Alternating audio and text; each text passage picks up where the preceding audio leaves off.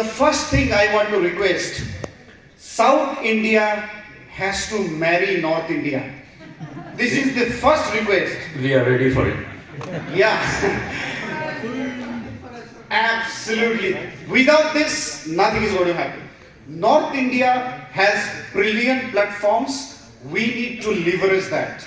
If we fail, so despite all the hardship and struggle, I personally have not moved out from Delhi to Bengal, despite being a Bengali, because I felt the national capital cannot be kept empty. If you do not leverage the national capital, you cannot build national products. So that is the first thing. So first, South India has to marry North India. The second point that I want to say, MCCI has to also go national and global. MCCI is strong in South India, but we have to go to North as well as we have to go to East, because this two region has huge population. And if we do not, so the biggest asset for any community is its population. You know, it's not land, it's not technology, it's not anything. Because if the population is well trained and well skilled, they will lead. They will use technology for the betterment of the people. They will use land for the betterment of the community as well as for the nation. So that's my second point. I will not take too much time. I'll just say a couple of points which are very important for us to lead in this world. Number one point, the last speech of Alibaba's founder, Jack Ma, before he disappeared actually, was that China is one of the most successful lands in the earth, but why, despite that, China, where it is failing, is the bankers, the financial institutions are investing into profit.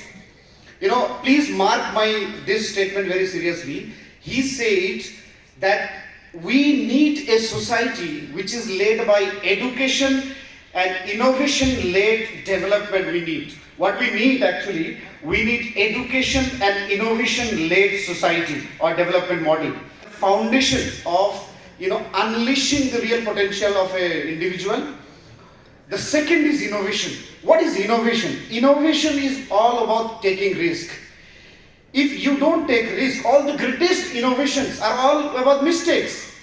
So what we have to do, we have to nurture or develop the habit of celebrating our failures. If you do not celebrate your failures, you cannot be winners in long run. That is first. The second is we need to encourage our youth to take risk in life, and we need to protect and finance the risk of our youth. When we do that, but before that we need to engage the youth also. If we keep our youth disconnected, then we can't take. So first, what do we have to do? We need to engage youth. The second is we need to finance the risk. Without financing risk, we cannot get innovation. All the biggest innovations of the world are actually the byproduct of risks. You know, when they have taken risk to produce something, they produce something else, or the innovator something else. Now, this is where I say, the third is, I will not take too much, so financing the risk and youth. The next point that I want to say is synergy. Ma'am said, many of the speakers said, imagine the potential that this hall has. If we can just build this synergy between each other, there is nothing that can stop us, not only for our mutual, individual growth, but also for the collective growth of the community and also for the nation. We can do wonders. Imagine the human resource we have globally, even nationally. Imagine the educational resource, institutional resource we have globally. Unparalleled. What does Muslims or our community lack? Nothing. We just need to build synergy. For that, institutions like MCCI can play a tremendous role, not only in India also. So the regional synergy connect, national synergy connect, as well as global synergy and connect. I think there are a lot of points I will not go. The next point that I want to say, maybe this will be my last point. We have brilliant or many educational institutions in the country. When Corona came, I was so ashamed also seeing that we built some of the best e-commerce or edutech platforms in the country. Vaiju, Unacademy, there are some hundreds of some edutech platforms emerged from India. Vaiju is what I was so unhappy seeing this, despite having Muslims have only prospered in education, in building good education institutions in the country. Despite we don't have an edutech platform. We have not built any multi-million or multi-billion dollar edutech platforms from India. That means even our education entrepreneurs are not able to see the future emergence or the future change or dynamism of the business that we do in the country. So what we have to do, we have to actually, and education institutions of the country suffered the worst during pandemic. And so were the Muslim education institutions. Why? Why should education institutions suffer out of crisis? Because education entrepreneurs themselves do not have any idea how to nurture risk, how to fight the disruption. This is the era of disruption. No business will glorify or survive or become big without facing the disruption, fighting the disruption back, or leveraging the disruption. So we need to learn, so what we have to do, we have to make education institutions the breeding ground of entrepreneurship. Now I repeat this fact that if any one of you want to do biggest service to humanity, biggest service to your community, biggest service to the nation, entrepreneurship is the only and the bestest way of serving the humanity and society. Now there is a difference between a clever businessman, a visionary businessman. I want to again tell that. So when I say protecting risk, so visionary entrepreneurs see the 50 years future. They see the challenges coming in the future. They try to protect, encourage, engage the youth to tap the future, to actually convert the future challenges into future opportunities. Clever businessman sees the present. They see the present challenges and opportunities. They smartly invest their money into present opportunities. So what does we Muslim entrepreneurs do? They start a small business, then immediately they start investing in real estate. And because we think that property is the best way to protect our business. This is where I request our Muslim entrepreneurs, if you really want to contribute in the society, the first thing that you should invest is in R&D.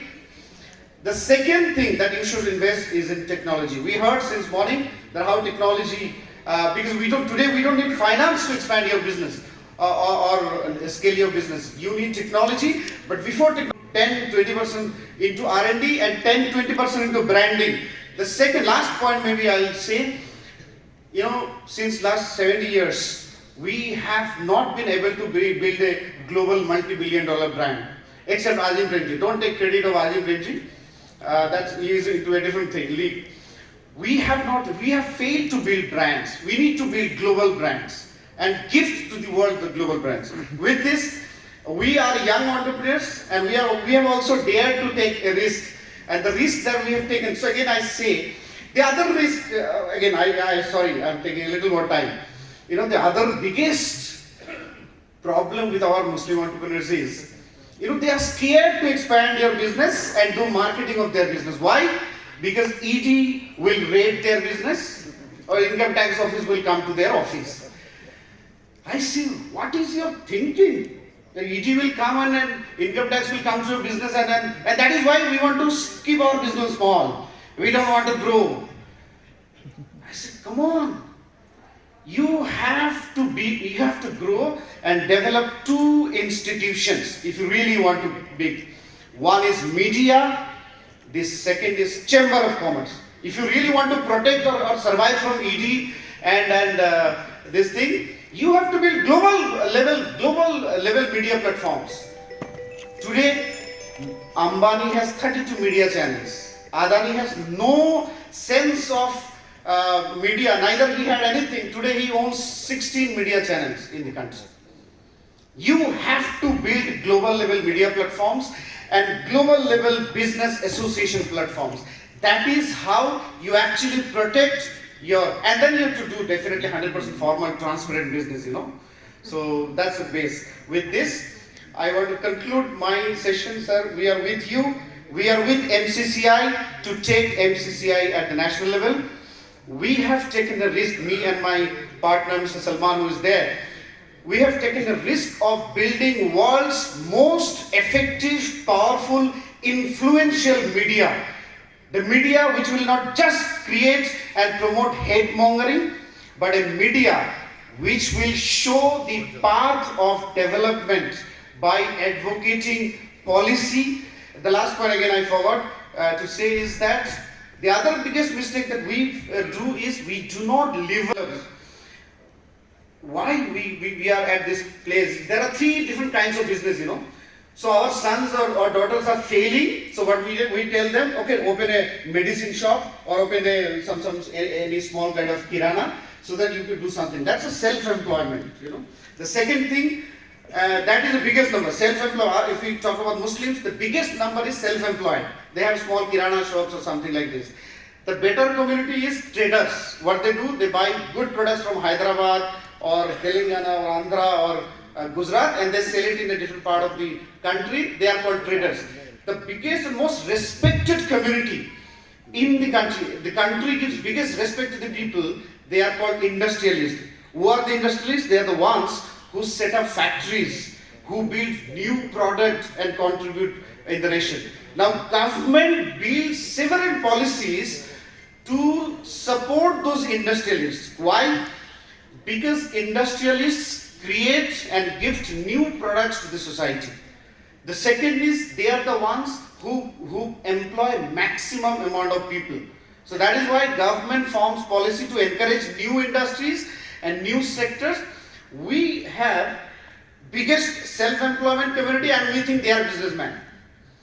Then we create a marginal trading community, traders community, and we say, okay, they are the big visionary people.